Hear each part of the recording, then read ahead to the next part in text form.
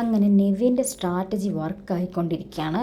നെവീൻ അനുമോളെ എക്സ്പോസ് ചെയ്യാൻ വേണ്ടിയിട്ടും പ്രവോക്ക് ചെയ്യാൻ വേണ്ടിയിട്ടുമാണ് പല കാര്യങ്ങളും പറഞ്ഞ് കുറച്ച് ദിവസങ്ങളായിട്ട് അനുമോളുടെ പുറകെ ചുറ്റിത്തിരിഞ്ഞ് ഇറിറ്റേറ്റ് ചെയ്ത് നടക്കുന്നത്. അതിൽ അനുമോൾ വീണിട്ടുമുണ്ട്. അപ്പോൾ നെവീന് അനുമോളുടെ അടുത്തും അങ്ങനെ പലരുടെ അടുത്തും പല ഫ്രണ്ട്ഷിപ്പും കാണിച്ച് നിൽക്കുന്നത് അവരുടെ അടുത്തു നിന്ന് പല പല രഹസ്യങ്ങളും അല്ലെങ്കിൽ അവർക്കറിയാവുന്ന കാര്യങ്ങളൊക്കെ ചോർത്തിയെടുക്കാൻ വേണ്ടിയിട്ടായിരുന്നു. എന്നിട്ട് ഇന്നത്തെ വഴക്കിനിടയ്ക്ക് നെവിൻ അത് വിളിച്ച് പറഞ്ഞിട്ടുമുണ്ട്.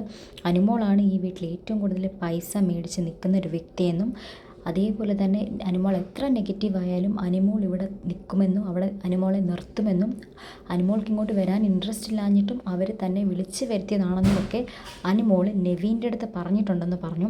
അതേപോലെ എത്ര നെഗറ്റീവായാലും തനിക്ക് കുഴപ്പമില്ല, തന്നെ അവരിവിടെ നിർത്തുമെന്നും ജിസേലിനെ കുറിച്ച് എന്ത് പറഞ്ഞാലും തനിക്കൊരു പേടിയുമില്ല, ജിസേൽ പോയിട്ടേ താൻ ഇവിടെ നിന്ന് പോകൂ എന്നൊക്കെ അനുമോൾ നെവീൻ്റെ അടുത്ത് പറഞ്ഞിട്ടുണ്ടെന്നാണ് നെവീൻ ഇപ്പം എല്ലാവരുടെ അടുത്തും വിളിച്ച് പറഞ്ഞിരിക്കുന്നത്. അപ്പോൾ അതുകൊണ്ടാണ് അനുമോൾക്ക് ഇത്രയ്ക്ക് അഹങ്കാരം, എന്തും ആരുടെടുത്തും പറയാനുള്ള ആ ഒരു അഹങ്കാരവും പേടിയും ഇല്ലാത്തത് ഈ ഒരു കാരണങ്ങൾ കൊണ്ടാണ്. ബിഗ് ബോസിൻ്റെ ടീം പുള്ളിക്കാരത്തി ഇവിടെ നിർത്തുമെന്നൊരു ഉറച്ച വിശ്വാസം ഉണ്ടായിരുന്നു എന്നതുകൊണ്ടാണെന്ന് നെവീൻ ഇവിടെ തുറന്ന് കാട്ടിയിരിക്കുകയാണ്.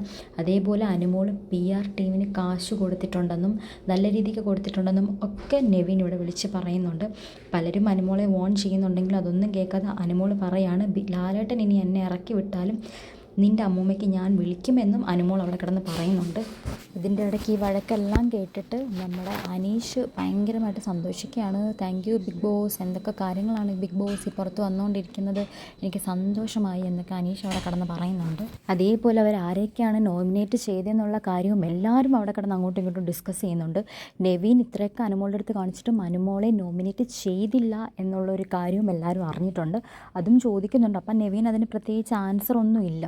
അതേപോലെ തന്നെ അനുമോൾ വേറൊരു കാര്യം ചോദിക്കുന്നത് എന്താണെന്ന് വെച്ച് കഴിഞ്ഞാൽ, നിനക്ക് ലാലേട്ടൻ്റെ ഫ്രണ്ടിൽ വെച്ച് നീ എന്നോടാണ് ഏറ്റവും കൂടുതൽ ഇഷ്ടം എന്നൊക്കെ പറഞ്ഞിട്ടുണ്ടായിരുന്നല്ലോ, എന്നിട്ട് അതാണോ നീ എൻ്റെ അടുത്ത് കാണിക്കുന്നതെന്നൊക്കെ ചോദിക്കുന്നുണ്ട്. അപ്പോൾ നെവിൻ പറയുന്നുണ്ട്, എനിക്ക് നിന്നെ ഇഷ്ടമല്ലടി, എനിക്ക് നിന്നെ ഇഷ്ടമല്ല എന്നുള്ള രീതിയിൽ. എനിക്കറിയില്ല നെവിൻ എന്തൊക്കെയാണ് അങ്ങോട്ടും ഇങ്ങോട്ടും ഒരു ധാരണയില്ലാത്ത കാര്യങ്ങളാണ് നെവിൻ പറഞ്ഞുകൊണ്ടിരിക്കുന്നത്.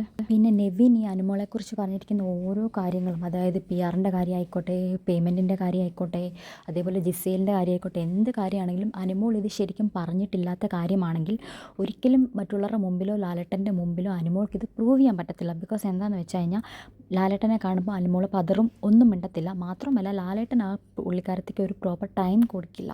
ഒരു കാര്യം സംസാരിക്കാനായിക്കോട്ടെ, അത് ഒരു കൺവേ ചെയ്യാനൊന്നും ഒരു ടൈമും കൊടുക്കില്ല. അനുമോൾക്കത് കൺവേ ചെയ്യാനോ കമ്മ്യൂണിക്കേറ്റ് ചെയ്യാനോ അറിയത്തുമില്ല.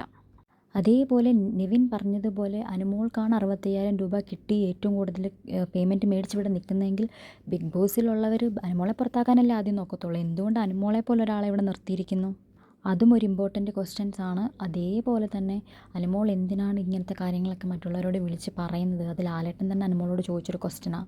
ഇച്ചിരി അടുത്ത് കഴിയുമ്പം ഉള്ള കാര്യങ്ങൾ വെട്ടിത്തുറന്ന് പറയുന്ന അനുമോളുടെ സ്വഭാവം അനുമോൾക്ക് തന്നെ പാരയാവാൻ സാധ്യതയുണ്ട്.